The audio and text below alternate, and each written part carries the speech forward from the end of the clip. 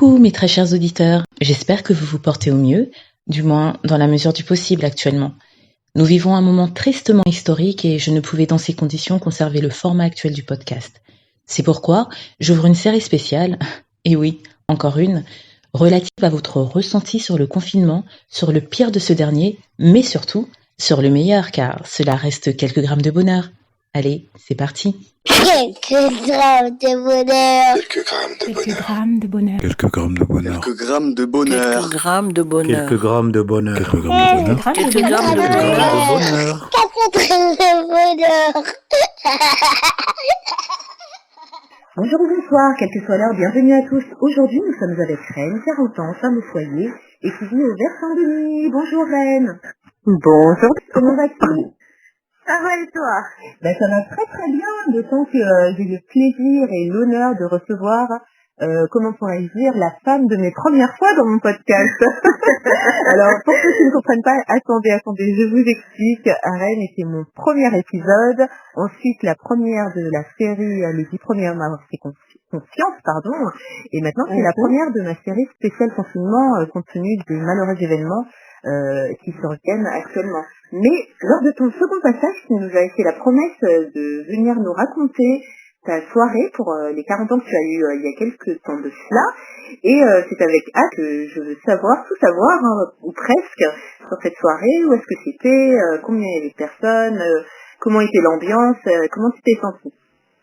On avait réservé des tables dans un restaurant antillais, Oui.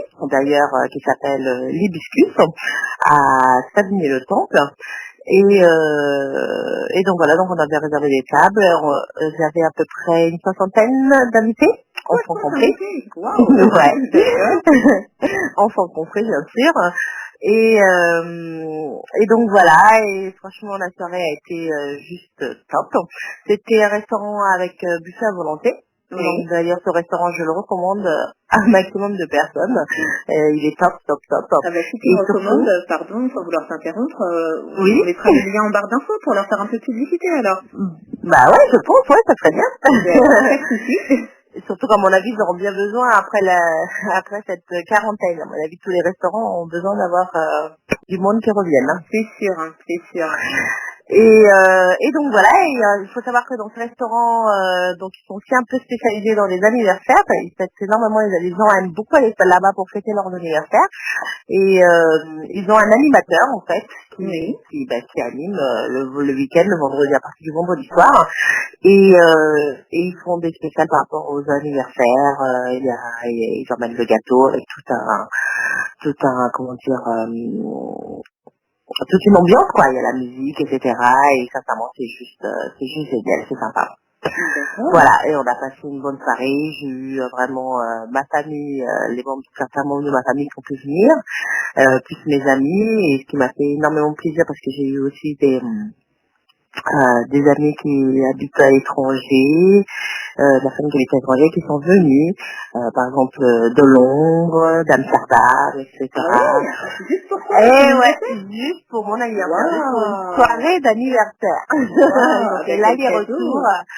Et ça c'était juste top. Et sincèrement l'ambiance était top, tout le monde a joué le jeu parce que j'avais mis un petit thème chic avec du jean et tout le monde a joué le jeu. Et j'avais demandé aussi au restaurant de faire l'élection des personnes les plus élégantes en jean. D'accord, Et alors donc, quand tu dis que tu as mis un thème chic, ce sont les personnes qui devaient être habillées en jean, c'est ça? Oui, les invités devaient être habillés en jean, hommes comme femmes, ils devaient avoir du jean dans leurs vêtements. Génial. Et donc voilà. on a suivi un concours parmi tes invités en fait. Parmi les invités, on a voté au plus comment on dit ça, l'applaudimètre, voilà. Et il a fait aussi participer les autres personnes du restaurant qui étaient présents. Et non, sincèrement, c'était super, c'est sympa. Et... Oui, c'est la question que j'allais poser justement. Vous n'étiez donc pas les seuls dans le restaurant? Non, on n'était pas seuls dans le restaurant, non. Parce que le restaurant a quand même une capacité de plus de 200 places, je crois. Et donc moi, j'en avais pris déjà 60, donc c'est pas mal. Enfin, une soixantaine. Tu as dit que c'était un restaurant entier, il ne faut pas spécialement être entier pour y aller. Non, du tout. Là, vraiment, tout le monde qui y va. D'accord. C'est noté, encore une fois, pour ceux que ça intéresse, les coordonnées seront noté dans la barre d'infos, donc n'hésitez pas. Vous pouvez dire Ouais, que vous vraiment. de la part de Rennes. Hein. Oui, je ne suis pas antillaise, je le précise pour dire que je ne suis pas antillaise, mais j'ai passé une super soirée. Donc, C'est génial. Merci. Ça nous met la patate d'entendre ça. Merci beaucoup pour ce bonheur partagé. Et je ne te laisse pas puisque le sujet qui nous concerne actuellement, c'est le confinement. Alors toi, on a dit tu es mère au foyer. Tu peux nous rappeler de combien d'enfants tu es mère? De 4 enfants, 4 garçons précisément. Oui, c'est ça. De quel âge à quel âge? Alors, ça part de presque 18 ans, l'aîné a presque 18 ans. Oui. Après, le deuxième, il va avoir bientôt d'ailleurs, il aura en confinement, je pense, 11 ans. Oui. Le troisième a 8 ans et le dernier a 16 mois. Ah oui, quand même, ça fait une plage assez large d'âge. Et C'est ça. du coup, comment as-tu vécu le confinement depuis ses débuts, qu'on a vu progressivement, on a vu les écoles d'abord se fermer, Oui, c'est ça. et tout. Donc comment est-ce que tu as vécu ça? Et ton mari, puisque tu es marié, je le rappelle, est-ce qu'il travaille du coup? Est-ce qu'il est en confinement total partiel? Comment ça se passe? Comment s'organise un peu votre vie depuis? Alors, moi déjà, comme je suis en congé parental, donc j'étais déjà à la maison avec le dernier, avec le petit dernier. Après, il y a eu donc l'information comme quoi les écoles allaient fermer. Donc, je savais que les trois grands allaient maintenant être à la maison avec moi. Et au départ, mon mari devait continuer à travailler. D'ailleurs, il a continué à travailler. Il a travaillé au début du confinement les 2 premiers jours, je crois. Donc voilà, donc à savoir que comme tout le monde le sait, les enfants à la maison, c'était pas des vacances, ce ne sont pas des vacances, donc il devait être mis en place le travail à la maison parce il faut que les enfants continuent à travailler. Bien sûr. Donc c'est vrai que ça par contre tout de suite j'ai un petit peu flippé, je me suis dit ouh là là là là là, je vais du bac au CE1, mon dieu, ça va être compliqué ça faire classe à la maison. Alors parce que déjà faut savoir que quand il y a les devoirs à la maison, c'est déjà toute une histoire parfois. Alors je me suis dit là c'est plus les devoirs, c'est carrément les cours, donc je ne sais pas comment voilà, c'est vrai qu'au départ c'était impressionnant, je me suis dit ça allait être compliqué. Ouais. Mais il faut savoir que je suis quelqu'un d'assez organisé. J'aime prévoir, programmer tout ça. Donc tout de suite, j'ai fait une petite réunion avec avec les garçons en leur disant bon voilà, soyons clairs, ça va être le confinement, vous avez du travail, enfin vous devez continuer la scolarité, donc on va s'organiser, voir comment on va faire. Donc tout de suite, ça a été une réunion d'échange avec les enfants, de voir comment s'organiser. Donc je me suis dit le plus simple, parce que moi faire toute une journée de travail je n'y arriverai jamais, donc c'est pas possible. Donc je me suis dit le mieux c'est de travailler le matin, parce qu'on dit qu'en général les enfants sont plus attentifs les matins. Donc et ça je confirme.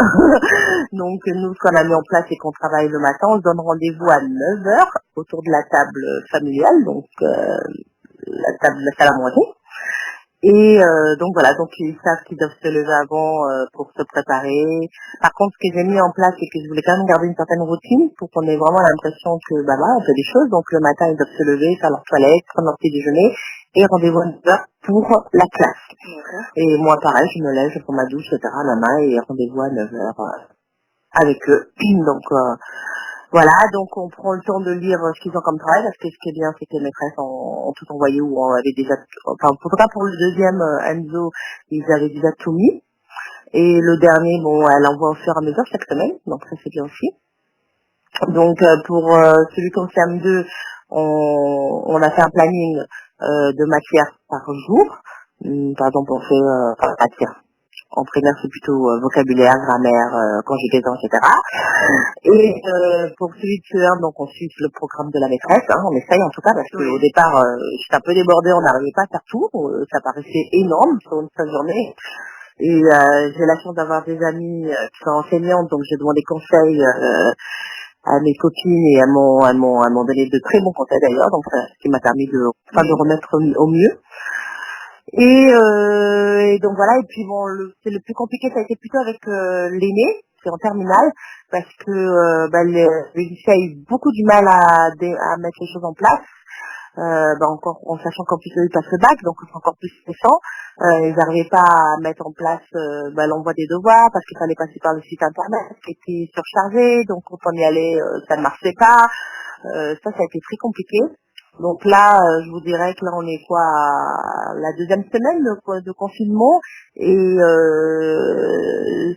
c'est à peine en début de semaine qu'il a commencé vraiment à avoir le travail. D'accord.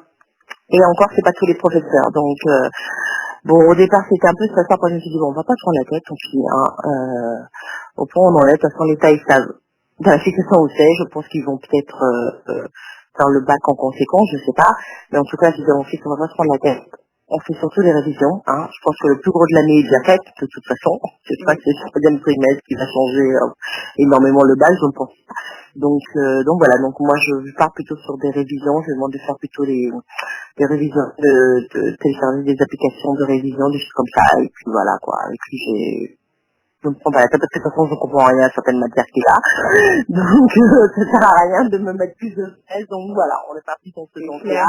C'est beaucoup mieux comme ça. Tu m'as l'air effectivement d'être une femme très très organisée. Ouais, on essaye, mais bon. Oui, de toute façon on fait toujours de son mieux avec ce qu'on a et en plus là j'en profite pour lancer un grand merci à tous les enseignants. J'ai eu l'occasion de recevoir une ou deux fois parce que là on se rend compte du travail qu'ils font et pour ceux qui ne travaillent pas, ils sont en train de travailler justement pour essayer de maintenir un semblant de scolarité et du courage aussi à tous les parents qui essayent de maintenir tout ça et de prendre la continuité. Merci déjà pour cet aspect. Et du coup, quel est le pire du confinement dans tout ça pour toi? Alors, pour moi, le pire du confinement, je dirais les disputes entre frères. Oh là là, ça c'est juste catastrophique. Parfois on a envie de les prendre un dans la main, l'autre dans la main et de les taper dessus ensemble. Tout le monde se dit en plus, sinon, ouais mais là il a fait ça, mais là il a dit ci, oh là, ça là. Bon, je dirais en général le matin, la matinée c'est super parce que on est en travail, donc on puisque c'est chacun son boulot. Et c'est souvent donc les après-midi ou parce que donc nous on fait pas d'école l'après-midi, c'est plutôt activité pratique. J'ai la chance de vivre en maison, donc j'ai un jardin, donc ils peuvent aller jouer dehors, aller faire du foot, aller faire ceci, donc mais voilà, donc quand on arrive à les laisser un peu seuls qu'entre eux, ça finit toujours par les chamailleries. Hier j'en ai un qui rentre avec le bras soi-disant cassé, soi-disant cassé, parce que son frère lui a tiré le ballon trop fort dans le bras. Voilà. Voilà. Et j'imagine bien parce que même la personne la plus patiente quand on a ses enfants H24 et qu'on a en plus plein d'autres choses à gérer, les tâches ménagères, les repas, le manque de sommeil parfois, effectivement ça doit un peu taper sur les nerfs, voire beaucoup, ça dépend du degré de tolérance et de fatigue, j'imagine. Oui. Et maintenant que tu nous as donné le pire du confinement pour toi, quel est le meilleur Alors, contre toute attente, le meilleur, je veux dire, c'est ma relation de couple. Wow. Alors, quand tu dis contre toute attente, c'est contre toutes tes attentes, c'est-à-dire ce que tu avais imaginé? Oui, moi, personnellement, je me suis dit, oulala, confinement, on reste ensemble dans la même pièce, dans la même maison, bon, on se retrouve un jour, on se ferme ensemble, oulala, ça va être compliqué. Et puis, finalement, pourquoi je dis contre toute attente, non, finalement, je crois qu'on réalise que, au contraire, on aime passer beaucoup de temps ensemble. Wow. On passe du temps ensemble et mieux c'est en fait. Et je me suis fait la réflexion, je me suis dit en fait, quand on se prend la tête, c'est plutôt quand on passe pas beaucoup de temps ensemble. C'est là où ça devient compliqué, c'est là où on se comprend plus. Alors que là, plus on passe du temps ensemble, mieux c'est pour notre couple en fait. C'est un super témoignage parce que du coup, quelque part, ce confinement a remis les choses en perspective et dans le bon sens en plus. C'est ça. Bon, c'est vrai que les deux, je pense qu'on a cité quand même un peu au début. On a marché un peu sur des œufs, on s'est dit, là, je pense que lui déjà, il s'est dit, je viens dans le domaine de ma femme. C'est moi qui gère à la maison, en général avec les enfants et tout ça. Donc, il s'est dit, je vais éviter de l'énerver parce que, avec les enfants, il fallait que je gère. Donc, il a évité de trop rentrer sur mon territoire, entre guillemets. Mais voilà, quoi. Donc, au départ, on était un peu chacun de son côté, je gère un peu tout ce qui était école. Et puis finalement, on s'est rendu compte que non, il fallait qu'on soit plus ensemble. Et donc voilà, donc maintenant je fais école le matin aux enfants et lui c'est par exemple le repassage à côté de nous. Donc comme ça, on est tous ensemble dans la pièce. Et après l'après-midi, on va plus à nos occupations parce qu'il aime beaucoup bricoler. Donc là, pour le coup, c'est l'occasion pour lui de faire tout ce qu'il n'a pas le temps de faire avec le boulot. Et moi, par exemple, ça me permet aussi de faire aussi d'autres choses de mon côté. Ou sinon, parfois, comme il l'aime bien aussi, je vais à ses côtés quand il bricole, et puis ça lui permet de m'expliquer ce qu'il fait. Donc là, il est aux anges. Tu vois, dans un épisode dont j'ai mentionné de la famille Ingas, vous n'en êtes très loin, lui c'est ça, le frère Caroline. Avis aux fans de cette série, et ceux qui ne connaissent pas, je vous invite à aller la voir. Bon, je crois pas qu'on va vivre comme ça longtemps. Hein. Mais c'est un point de vue très très intéressant parce que il est vrai que dans cette configuration, la femme a son organisation, c'est comme tu disais, tu parlais de territoire, c'est vrai qu'il y a un peu cette notion parce que et l'homme ne vient que en supprimant entre guillemets un métier qui nous écoutait parce qu'il ne rentre finalement que le soir. Et la femme peut avoir peur effectivement d'une désorganisation de tout ce qu'elle a mis en place et Ah mais c'est ce qu'il a fait au départ, hein. Au départ c'était la désorganisation. Ah bah bien sûr, c'était je donne un goûter au petit 16 mois à 18h jusqu'à 19h. Je dis mais pourquoi? Explique-moi pourquoi? Alors qu'il a déjà goûté, hein, le fameux gamin. Hein. Et à 19h, il est en train de vouloir lui donner un gâteau parce que bientôt j'ai fait plein de biscuits pour éviter d'avoir à faire les courses de goûter. Et ben là, il s'amuse à lui donner, je regarde, je dis mais pourquoi? Pourquoi? C'est bientôt l'heure de passer à table. Oh mais il avait faim. C'est ce qu'il t'a dit? Donc voilà, c'était des trucs comme ça et puis on a eu une bonne discussion un soir. J'ai dit bon là ça va pas le faire. Soyons clairs, ça va pas le faire. Des choses comme ça, faut pas le faire. Moi, j'ai dit oui, c'est vrai, je te comprends. Et puis, voilà, quoi, on a mis, non, c'est vrai que quand même, on a pris le temps. On a vraiment pris le temps d'une soirée où on a discuté, on a mis carte sur table. Et depuis ce moment-là, on fait attention entre guillemets, au territoire de l'autre, quoi. Ça va t'aller dans la même lignée. Tu le surlignes, du coup, avec la discussion, tout est possible. Et on peut s'ajuster, voire se réajuster. C'est possible, et c'est possible d'aimer passer du temps avec l'autre quand on en a pas l'habitude, finalement. Ouais, c'est vrai. Ouais, vraiment. C'était à peine hier, pas lui dire, mais on va bientôt s'habituer à ça, nous. Hein. Ça va être compliqué quand on va travailler. Il en manquera plus. C'est ça. Ouais, le fait de pouvoir me réveiller chaque matin avec lui à côté, c'est vrai que là, on prend vraiment plaisir. Oui, j'ai l'impression qu'on a rajeuni, on a repris quelques années en arrière, où on prend vraiment plaisir le matin de se réveiller ensemble, et c'est des petits mots gentils, des petits mots doux. Mais voilà, c'est vrai qu'on prend conscience de l'importance de le faire, ouais. Parce que avec le train-train quotidien, c'est des choses qu'on perd. C'est vrai qu'on, comme tous les couples, on passe par des moments un peu difficiles parce que on perd ces choses-là. Ouais. Et là, on s'est rendu compte, de l'importance de ça et on met un accent, à refaire tout ça, les choses qu'on avait perdues. Avec une perspective vraiment top, merveilleuse. J'espère que vous avez bien entendu, que vous appliquerez ou que vous essayerez du moins d'appliquer ces conseils, que vous soyez en couple, parents célibataires ou seul, profitez-en pour vous retrouver avec vous-même. Exactement, oui. Voilà, et je te remercie vraiment, tu as toujours des points de vue éclairés à nous partager, donc n'hésite pas pour une prochaine série ou que juste comme ça pour nous conter un bonheur, tu seras notre invité phare à revenir. Je vais tous soulever tes auditeurs. Oh non, je suis sûre que non, d'ailleurs mettez-le nous en commentaire. Et si c'est le cas, c'est pas grave, nous serons ouvertes à la critique. Exactement. Merci en tous les cas pour ton sourire, ta bonne humeur, ta joie de vivre. Et puis encore une fois, tu n'hésites pas, prends soin de ce bonheur nouveau, tout neuf. Merci. Et je souhaite vraiment que les mauvais aspects s'estompent avec le temps et de la force, parce que ça ne fait que commencer malheureusement. Et voilà, je vous dis à très bientôt et à bientôt. Voilà. Et n'oubliez pas, vous autres, le bonheur aussi léger soit-il n'est jamais loin, alors sachez le voir, vous en saisir et l'apprécier. À bientôt. Quelques grammes de bonheur. Quelques grammes de bonheur. Quelques grammes de bonheur. Quelques grammes de bonheur. Quelques grammes de bonheur. Quelques grammes de bonheur. Quelques grammes de bonheur. Quelques grammes de bonheur. Quelques grammes de bonheur. Également envie de donner un peu de bonheur en partageant le vôtre ? N'hésitez pas à prendre un rendez-vous téléphonique avec moi pour une interview sur le lien suivant que vous trouverez également en barre d'infos. À très vite et n'oubliez pas de vous abonner. Merci.